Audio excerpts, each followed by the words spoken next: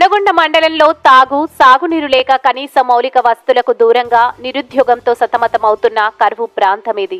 దొనగొండ ప్రాంతాన్ని సస్యశ్యామలం చేసేందుకు వెలుగొండ నీటిని రప్పిస్తాం, సాగునీటి కష్టాలు తీరుస్తామని ఆమె అన్నారు.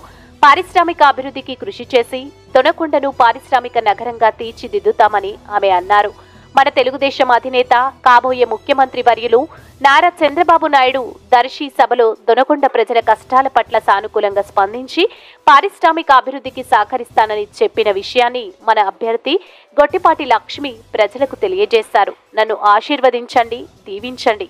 ఓటు విలువ తెలుసుకుని ప్రతి ఒక్కరూ మన భవిష్యత్తు కోసం భరోసాగా నిలిచిన చంద్రబాబు కోసం, రాష్ట్ర అభివృద్ధి కోసం, మన పిల్లల అభివృద్ధి కోసం ఈ నెల 13వ తేదీ సోమవారం జరిగే ఎన్నికల్లో మీ అమూల్యమైన ఓటును ఎమ్మెల్యే అభ్యర్థినైన నాకు 1, అలాగే ఒంగోలు ఎంపీ అభ్యర్థి మాగుంట శ్రీనివాసులు రెడ్డికి 1 ఓటు వేసి అత్యధిక మెజార్టీతో గెలిపించాలని ఆమె ఓటర్లను అభ్యర్థించారు. ఈ కార్యక్రమంలో స్థానిక నాయకులు, అభిమానులు, కార్యకర్తలు తదితరులు పాల్గొన్నారు. మహిళలు చాలా ఉత్సాహంగా ఉన్నారు. మహిళలే కనిపిస్తున్నారు. వాళ్ళంతా సాటి మహిళను గెలిపించుకోవాలని కసిగా ఉన్నారు. అందరూ రేపు మే 13న మీ ఉత్సాహాన్ని, మీ మార్పుని మాటల్లో కాకుండా ఓటు రూపంలో చూపించాలి. ప్రత్యర్థులకు ఒక్క ఓటు కూడా పోకూడదు. తెలుగుదేశం, జనసేన, బీజేపీ కూటమిని గెలిపించండి. చంద్రబాబు నాయుడు గారిని మళ్లీ రప్పిద్దాం. బాబు గారిని మళ్లీ రప్పిద్దాం. సైకిల్ గుర్తుకు మీ ఓటు. ఇంకా చాలా ఊర్లుంది వెళ్లాల్సిన ముఖ్య నాయకులకు, పెద్దలకు, తెలుగుదేశం కుటుంబ సభ్యులకు, పవర్ స్టార్ పవన్ కళ్యాణ్ గారి అభిమానులకు, బీజేపీ కార్యకర్తలకు, నా ప్రియమైన మహిళలకు, యువతకు పేరు పేరున నా నమస్కారాలు. మీ అందరి ఉత్సాహం చూస్తుంటే నాకు మాటలు రావట్లేదు. నియోజకవర్గానికి కొత్త అభ్యర్థిని అయినప్పటికీ మీరందరూ మీ ఇంటి అమ్మాయిగా నన్ను ఎంతో బాగా ఆదరిస్తున్నారు. మీ నమ్మకాన్ని నేను ఎప్పుడు వప్పు చేయనని మాటిస్తున్నాను.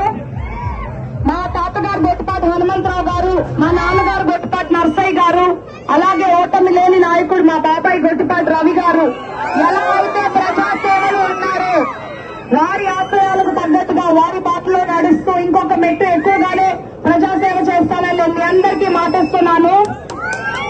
ఇక్కడ మీకు ఏ సమస్యలున్నా నేను ఎప్పుడు అండగా ఉంటాను, అందుబాటులో ఉంటాను. రాష్ట్ర అభివృద్ధి కోసం, ప్రయోజనాల కోసం మహానేతలంతా ఎలా ఒకటయ్యారో అలా మనమంతా కలిసికట్టుగా పనిచేయాలి. ఒక్క ఓటు కూడా పక్క ప్రత్యర్థికి వెళ్ళకూడదని మీ అందరికీ విజ్ఞప్తిస్తున్నాను. ప్రత్యర్థి ఇంట్లో 2 పదవులున్న అభివృద్ధి అంటూ జరిగిందో ఒక్కసారి ఆలోచించుకోండి. ఒక్క అవకాశం ఇవ్వండి. దర్శి నియోజకవర్గ అభివృద్ధి అంటే ఏంటో చేసి చూపిస్తాం మీ అందరికీ. ప్రతి ఓటు ముఖ్యం, ప్రతి కార్యకర్త ముఖ్యం, ప్రతి నాయకులు నాకు ముఖ్యం. అందరూ ఒకటే. అందరి ఆశీస్సులతో నన్ను గెలిపించండి. మీరు చేసిన మీ కృషి నేను ఎప్పటికీ మర్చిపోను.